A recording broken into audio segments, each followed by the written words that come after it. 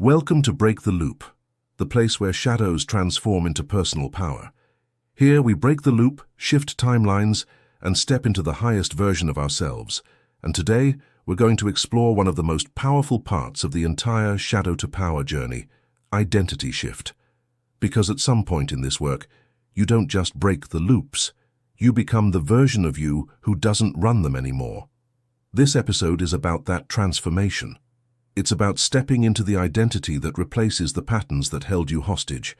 It's about becoming someone who no longer repeats the past because they are rooted in a different future. Identity is the deepest layer of loop breaking, and today we're going straight into the heart of it. Most people try to change their lives by changing their habits. They try to meditate more, journal more, be more disciplined, respond differently, communicate better. But habits sit on the surface. Identity is the root.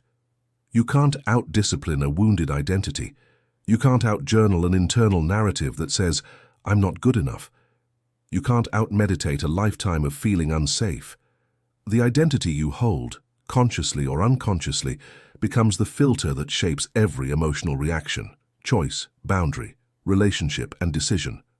When people say, "I keep going back to the same loop," what they're really saying is, "My identity hasn't upgraded yet.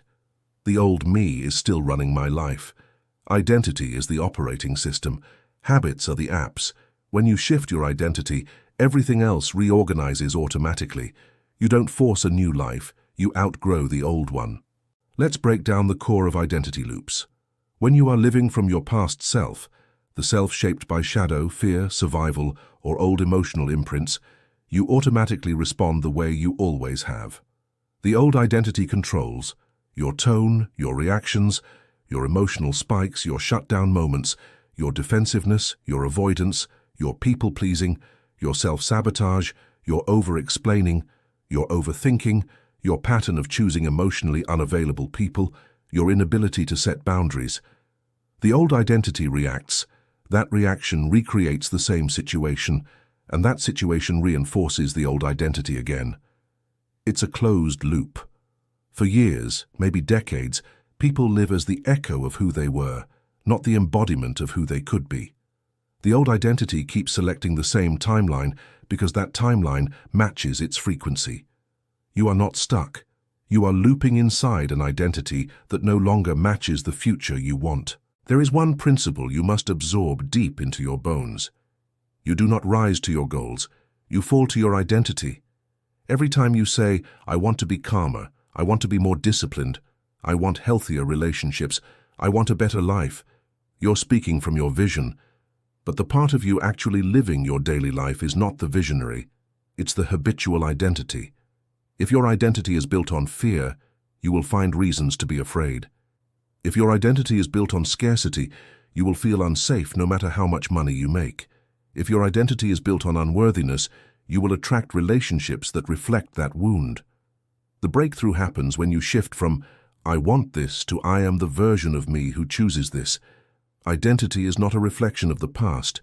Identity is a decision about who you are becoming. And when you choose that identity, your life starts rearranging around it. Let's talk about the version of you who doesn't run your loops anymore. Who is that person? Let's imagine them clearly. They respond instead of react. They feel something rise in their body, but they breathe before acting. They create space. They observe their emotions with maturity and awareness. They let their shadow speak without letting it control them. They hold self-respect in their posture. They set boundaries calmly and clearly. They walk away from things that don't honor their peace. They choose connection over chaos. They choose responsibility over blame. They choose clarity over confusion. They choose presence over panic. This version of you exists beyond fear, beyond the old narrative, beyond the emotional imprint. And they are not someone you become later. They are someone you begin embodying now, in small choices, in micro-actions, in subtle shifts. Identity isn't a future self. It's a decision in the present moment. One of the biggest reasons people think they're failing is because they feel echoes from their old identity. They say, "I thought I healed this. Why am I reacting like this again? Why do I still feel the same emotion?" But this is not regression. This is an identity echo. Identity echoes are emotional residues, leftover energetic signatures from the old version of you that used to run your life. These echoes appear not because you're going backwards, but because you're growing out of an identity that had years, maybe decades, of repetition. Think of it like muscle memory. When you shift identity, the old emotional reflexes take time to dissolve. So when an old behavior shows up again, it's not failure. It's a sign that the old identity is losing control, and the new identity has begun stabilizing. You're in the transition zone, and this is exactly where transformation happens. Every transformation journey has a gap, the space between who you were and who you want to become. This gap feels uncomfortable.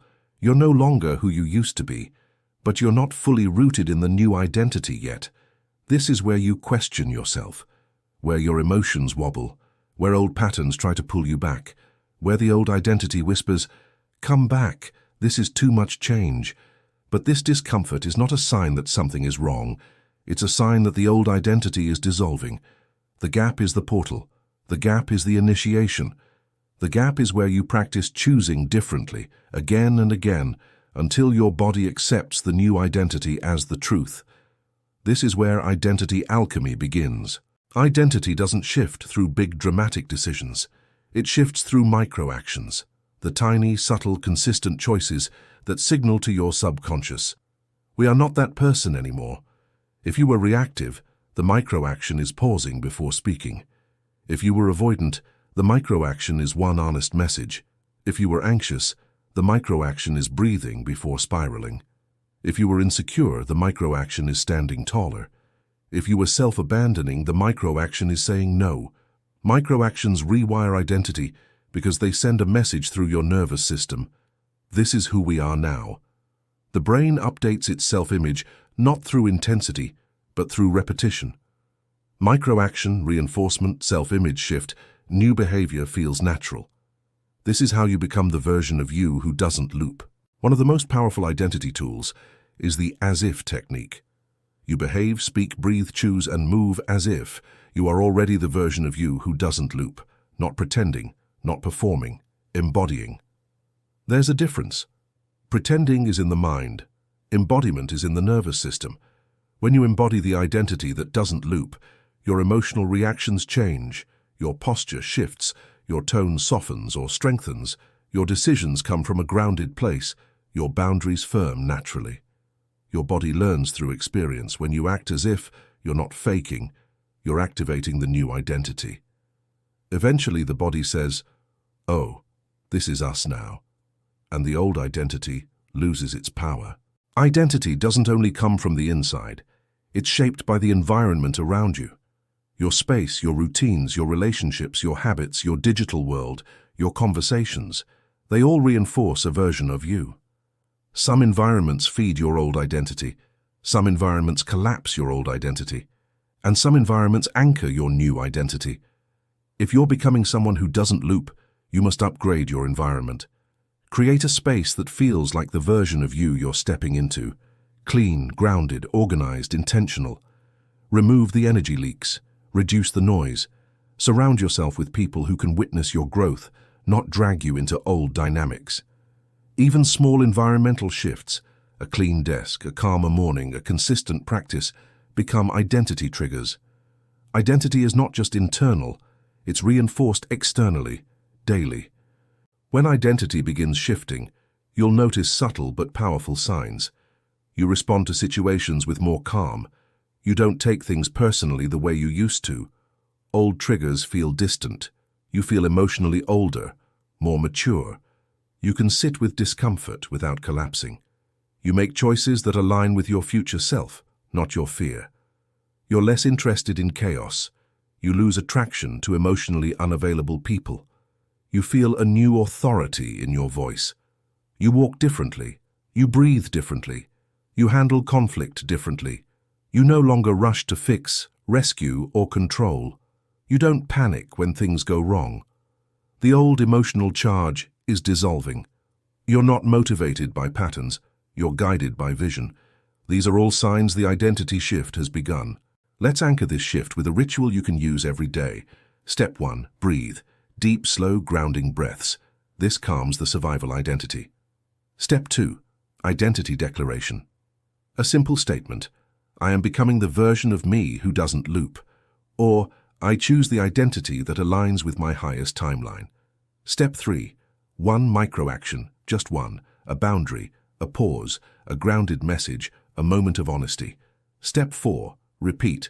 Identity stabilizes through repetition, not intensity. These 4 steps rewire emotional memory. They signal the identity shift into your nervous system. And over time, they become automatic. In the next episode, we're going into one of the most powerful concepts in this series, timeline shift. Identity determines timeline, and once you begin embodying a new identity, your reality shifts to match it. Episode 9 will take you into how timelines work, how to move into a higher timeline, how shadow reveals your lower timeline, and how to consciously choose the path your higher self is already walking. This is the end of episode 8. Identity is where transformation becomes permanent. It's where loops truly end. It's where the shadow becomes your power. Until then, break the loop, shift the timeline, and become your higher self.